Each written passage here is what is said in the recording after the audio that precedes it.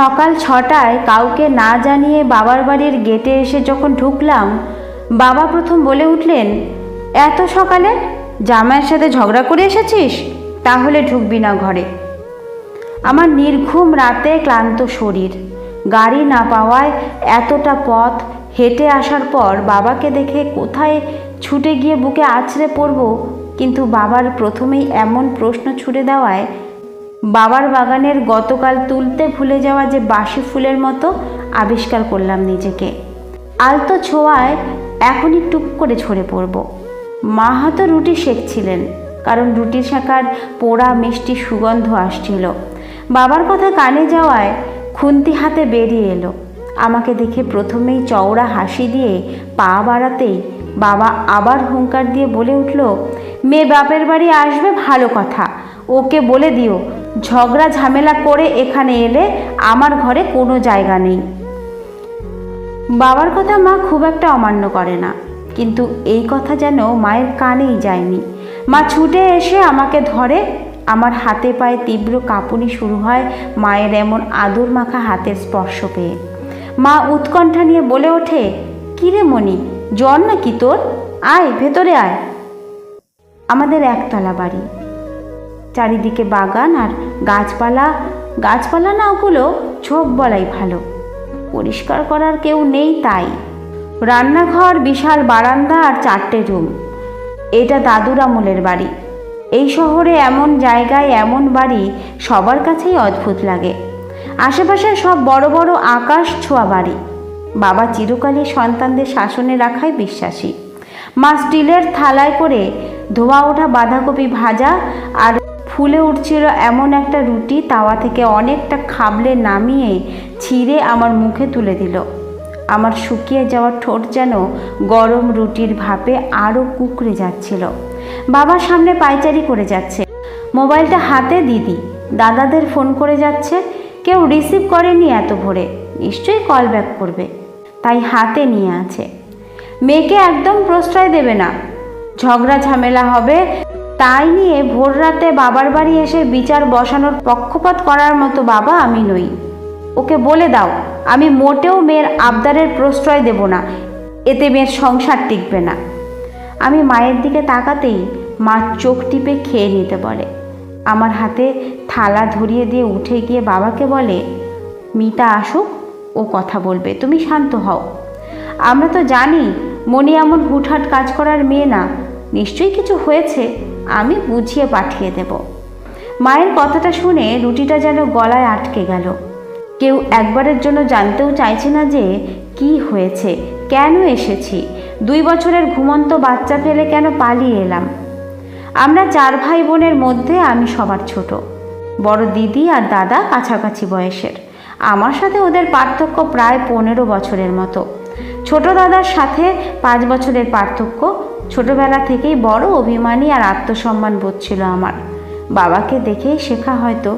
কেউ যদি একবার আমাকে কোনো কিছুতে না বলতো, সে জিনিস বা ব্যক্তিটির দিকে আর ফিরেও তাকাতাম না। বন্ধু মহলে তাই আমাকে অহংকারী নাম দেওয়া হয়েছিল।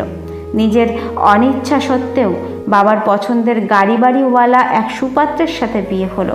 বিয়ের 2 দিনের মাথায় বুঝে গিয়েছিলাম এদের ঘরে কোনো কিছুর অভাব না থাকলেও ঘরের মেয়েদের প্রতি সম্মান দেখানোর মনোভাবের বড্ড অভাব, যেটা বাবা রাগী মানুষ হলেও আমাদের ঘরে ছিল না।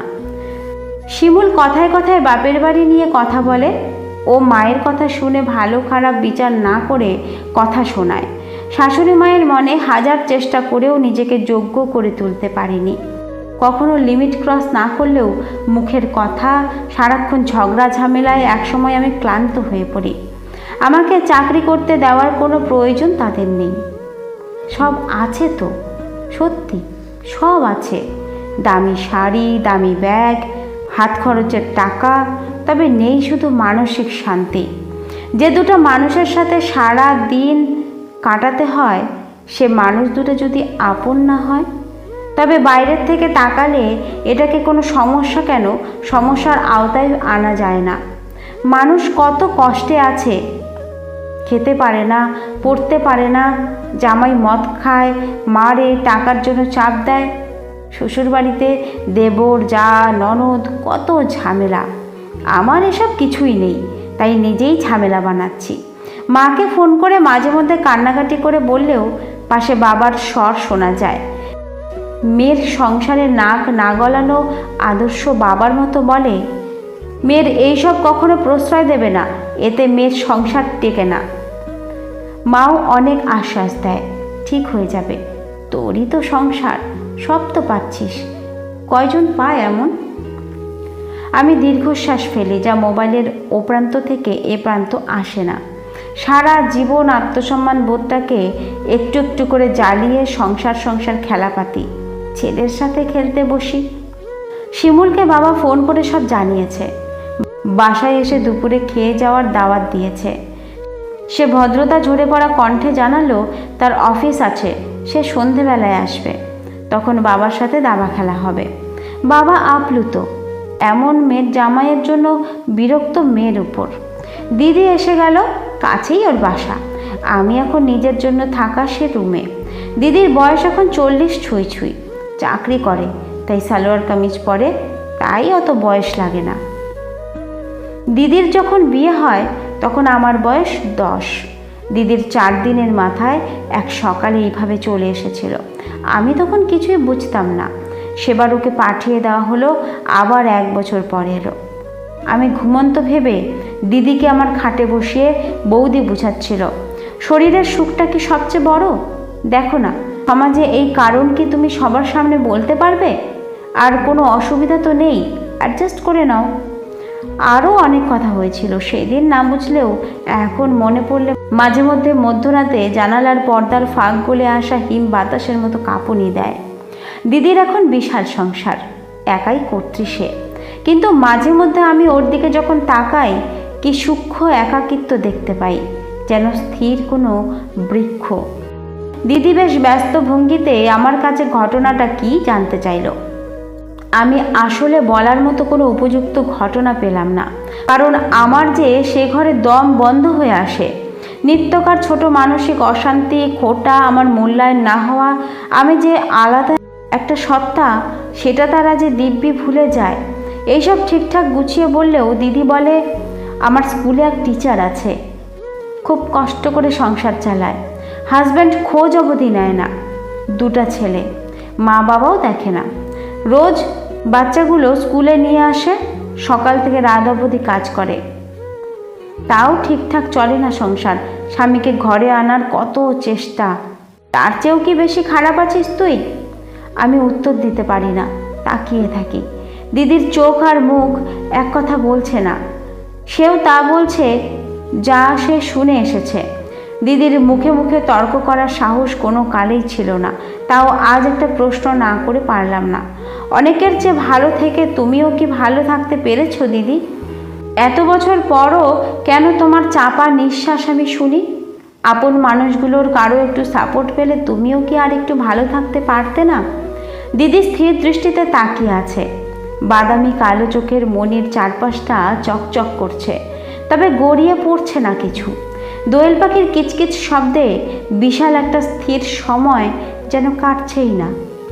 আর কিছু না বলে উঠে চলে গেল রান্নাঘরে মাকে সাহায্য করতে। মা এর মধ্যেই মাংসের জন্য পেঁয়াজ মরিচ তুলে দিয়েছেন, তেজপাতা গরম মশলার ফোড়ন দিয়ে। একে একে সবাই এসে বলল, বাচ্চার জন্য সব সহ্য করতে হয়, নইলে কি আর মা হওয়া যায়? শিমুলের মা একটু ওরকমই আর কি, কথা শোনা অযথা। কিছু মানুষ থাকে এমন, কারো সুখ সহ্য করতে পারে না। সংসার তো তোর, তাই না? আমার দৃষ্টি স্থির হয়ে আছে বাড়ির দেওয়াল ঘেঁষে দাঁড়িয়ে থাকা পুরনো কালো চামড়ার ধারণ করা সে আম গাছটার উপর। কেমন স্থির, আমের দিনে আম দেয় কোনো যত্ন ছাড়া, বাকি সময় ওভাবেই থাকে। আমরা সে গাছে কত দোলনা লাগিয়ে খেলতাম, তারপর ভুলে যেতাম আছে নাকি নেই এই গাছটা। আমরা আমাদের অস্তিত্বকে ঠিক এমন বানিয়ে ফেলি এক সময়। দিদি আমার কাঁধে হাত রেখে বলে, মেয়েরা আসলে এমনই একটা নারী বৃক্ষ। শিমুল বাড়ি এলো, ভালো খাওয়া দাওয়া করলো, হেসে কথা বললো, আলোচনা বসলো, দেশ রাজনীতি কত কিছু। কাল রাতের সে বৃষ্টি ভাষার কথাগুলোর সাথে এই মানুষটার কোনো মিল নেই। রাতে ওর সাথে বাসায় ফিরে এলাম, একটা কথাও হয়নি আমাদের। আমার এমন দুঃসাহসিক বেয়াদবির শাস্তি হিসেবে কাজের মেয়েটাকে বিদায় করে দেওয়া হলো। ঘরে বসে কোনো কাজ না করে খেয়ে দিয়ে আমি দুঃখ বিলাস করছি।